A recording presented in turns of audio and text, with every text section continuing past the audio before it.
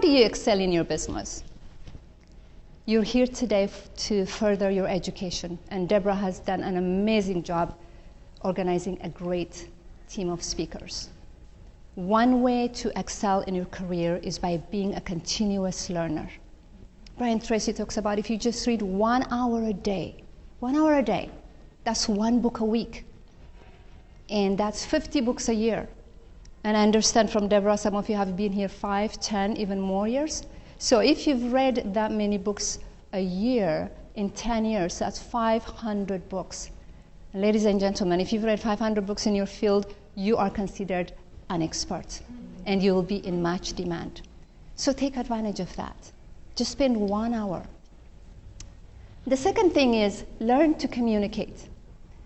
In most businesses, it takes communication. Whether you're communicating with a client, you're making a presentation, you're in a meeting, it's very important you know how to communicate effectively. John Maxwell talks about put the cookie on the lower shelf. When you talk, make sure it's simple. Everybody can get it. Use simple words. Do you know what is the most memorized speech of all time in our country? Gettysburg Address. Abraham Lincoln's Gettysburg Address. And he was not even the keynote speaker. He used 262 words in that speech, and 202 of them were one single syllable words. Simple, but they connect to the heart. It's about being genuine and connecting to the heart. And then once you decide what kind of presentation you're going to give, practice. Practice. I heard the late Steve Jobs would take 2 full days to practice before he pitches on a new product.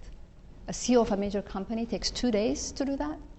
How much more do you think we can afford the time? It is very important that when you meet with your client, you don't just give them what they expect. You blow them away. You give them absolutely no reason not to do business with you.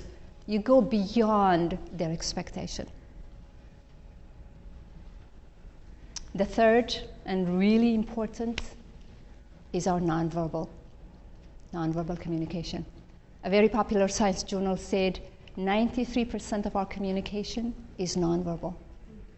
Did you know, according to Princeton's study recently by Alexander Todorov and Janine Willis, that it takes 1/10 of a second before someone makes a judgment? Yes, you have just blinked your eyes and that's it. They have not gotten a chance to let you speak, how smart you are, none of that. I told you you are special, right? There's nobody like you. They cannot get to know that because they're already judged us on the outside. It's very important that we dress professionally, that we carry ourselves professionally. Dress as if you own the company you work at.